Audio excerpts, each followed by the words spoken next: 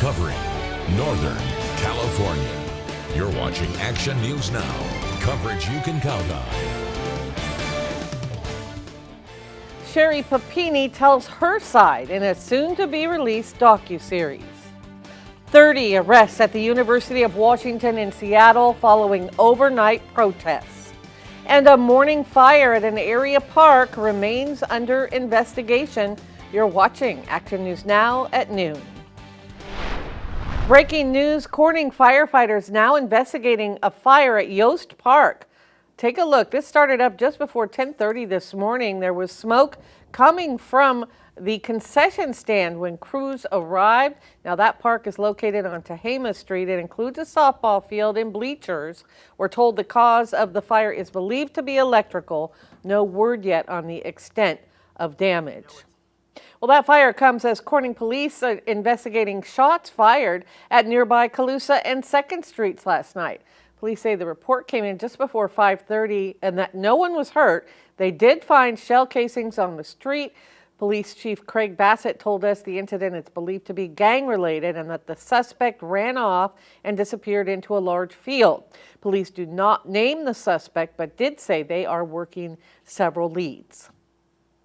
This is a live lookout from the Grizzly Peak Shasta Alert California camera. An absolutely beautiful shot of Mount Shasta today with mostly clear skies and temperatures likely to cause some snow melt today, right, Courtney? That's right. Yeah, another day with well above average high temperatures. In fact, the projections are leaving us as warm, if not maybe a little warmer than yesterday, and that's just for the cities that are catching up a little bit to where we ended up with our warmest spots yesterday. Now here's the view right now from the R-Choice camera. This is located in Glenn County along I-5, smack dab between Willows and Orland, and it's looking east over Glenn and Butte counties and up over the Sierra, and not seeing any cloud cover. It's just clear skies overhead, and that's what I'm tracking for you on the hyper-local look at the satellite and radar. Current conditions outside at noon, 81 degrees in Chico, wind out of the west of 14 miles an hour with sunshine. Redding, 79 degrees, 23-mile-an-hour winds out of the north. So those winds still gusty in some areas, but projected to subside heading into the afternoon.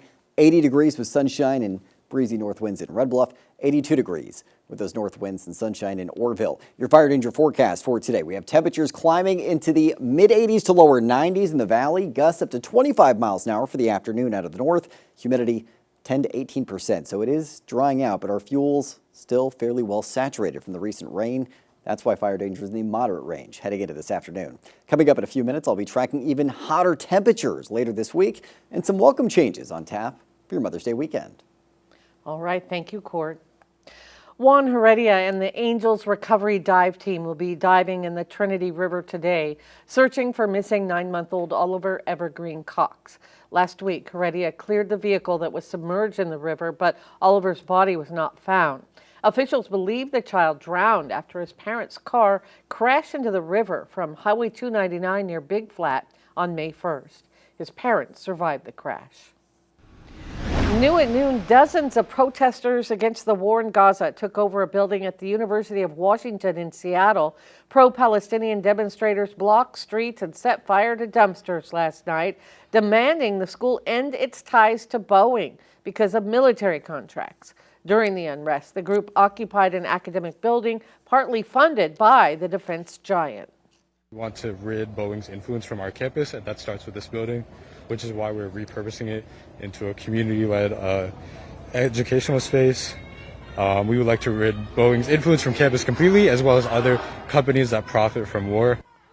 Police arrested about 30 demonstrators for trespassing, property destruction, disorderly conduct, and conspiracy to commit all three.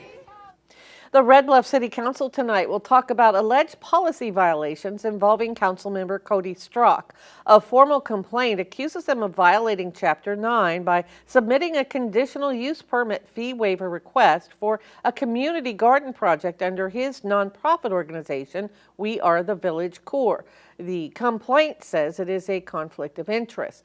Fellow council members will decide whether to open an investigation or dismiss the allegations. The meeting starts at 5:30 in the council chambers on Washington Street. Sherry Papini is speaking out for the first time since the conviction that landed her in prison in a new docuseries. Papini disappeared from Redding while jogging in 2016, resurfacing 22 days later with injuries. Here's part of the trailer for the soon-to-be-released documentary, Sherry Papini, Caught in the Lie, where she maintains her innocence despite pleading guilty to mail fraud and making false statements.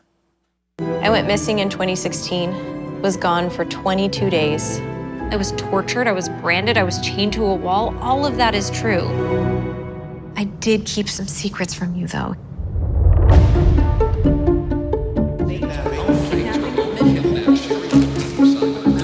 It's a story full of betrayal and violence. 911 emergency. There's a lady on this side of the road needing help. Okay. Sherry's not capable of the things that she's been accused of being. Could this person be playing you? She kind of has a habit of just disappearing. There is not a motivation for financial gain here. Nobody really knows what the real truth is.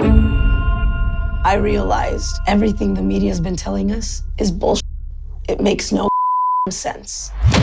She was given many opportunities to correct her version and to, quote unquote, come clean. She chose not to. Once the U.S. government decides that they've got you in their sights, they're gonna get you. In pictures, it looks perfect, like we were an amazing couple. Keith and Sherry are both invested in the perfect wife concept. We both participated in some pretty toxic behaviors. When she got arrested, my first reaction was just like, oh, she's now the enemy. Whatever you do from now on, you better have evidence because nobody's going to believe you. There are two sides to every story. The whole country turned against her. She's a convicted liar. I mean, a leopard doesn't change his spots. So tell me why we should believe you now. I'm willing to do whatever it takes. This is the moment that changed everything. Were you free to leave at any time without fear of violence? If this is all true, then this is the desperate cries of somebody saying, I need to be heard. I'm Sherry Papini. I was abducted and I was tortured, and the FBI said I made it all up. The 4-part docuseries will premiere May 26th and 27th from 9 to 11 p.m. on ID. Episodes will be available to stream on Max. We are learning new details today about the travel chaos that's been gripping airports nationwide. It includes some scary moments at New Jersey's Newark Airport, where an equipment malfunction last week led to a total loss of communication. Sam Brock reports. Newark, New Jersey continues to be the epicenter of a nationwide problem when it comes to staffing shortages. We're seeing it play out in real time again today. If you look over my shoulder, you'll see the flight information board still filled with those orange delay signs. The reality is the FAA has its ground delay program implemented again today, with the average arriving flight delayed about 2 hours and 40 minutes. Nationwide, hundreds of cancellations again. Yesterday, that figure reached about 600, more than 9,000 delays. So the ripple effects continue. That affects other hubs from Los Angeles to Dallas, Miami, Chicago.